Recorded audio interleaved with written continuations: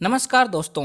आज के वीडियो में हम बात करने वाले हैं एस्पिरिन टेबलेट के बारे में। आज हम जानेंगे कि ये टेबलेट कौन सी कैटेगरी की दवा है, इसके कौन कौन से पॉपुलर ब्रांड नेम मार्केट में आते हैं, इस दवा का उपयोग कहाँ कहाँ किया जाता है, इसके क्या क्या साइड इफ़ेक्ट है, इस टेबलेट को कितनी मात्रा में वे कब लेना चाहिए और इस टेबलेट को लेते समय क्या क्या सावधानियां रखनी चाहिए। तो ये सभी बातें जानने के लिए वीडियो को पूरा देखें, जिससे आपके सारे कंसेप्ट क्लियर हो सके।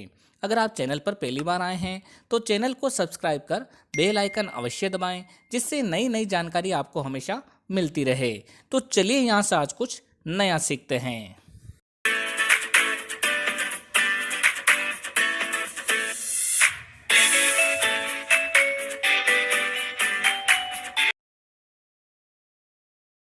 दोस्तों, एस्पिरिन, जिसे हम एसिटाइल सैलिसिलिक एसिड भी कहते हैं, एक NSAIDs ग्रुप की दवा है, यानी कि ये non steroidal anti inflammatory drugs है। इसके अलावा एस्पिरिन को अगर कम स्ट्रेंथ में लिया जाए तो ये दवा एंटी प्लेटलेट की तरह कार्य करती है, यानी कि ये दवा ब्लड वेसल्स में रक्त का थक्का बनने से रोकती है, जिससे हार्ट अटैक और स्ट्रोक का चांस कम हो जाता है।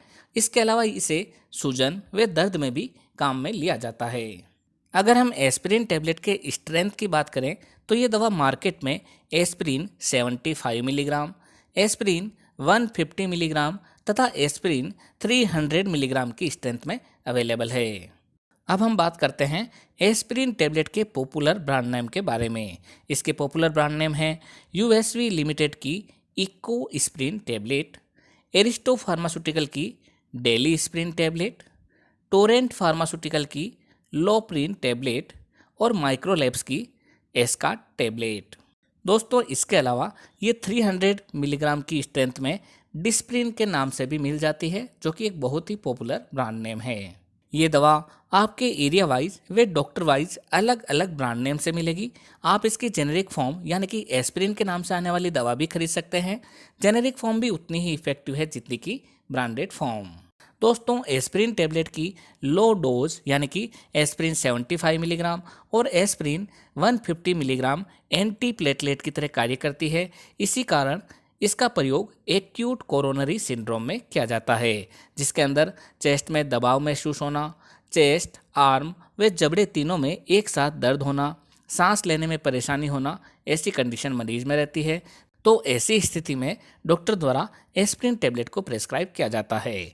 अगर कोई व्यक्ति हृदय रोगी है या यदि किसी मरीज के ब्लड में क्लोट बन रहा हो तो ऐसे मरीज को ये दवा काफ़ी लंबे समय तक लेने की सलाह दी जाती है और ये दवा ऐसी कंडीशन में काफ़ी फायदा करती है। दोस्तों, एस्पिरिन टेबलेट 300 मिलीग्राम का प्रयोग सिर दर्द को ठीक करने में किया जाता है। अगर सिर दर्द तनाव के कारण हो रहा हो, माइग्रेन के कारण हो रहा हो, क्लस्टर हेडेक हो जिसमें आंखों के ऊपरी हिस्से में दर्द के साथ सिर दर्द हो रहा हो, तब एस्पिरिन टेबलेट डॉक्टर द्वारा प्रेस्क्राइब की जाती है। इस दवा का प्रयोग काफ़ी बार बुखार, हाथ पांव दर्द, दांत के दर्द, सूजन आदि में भी किया जाता है।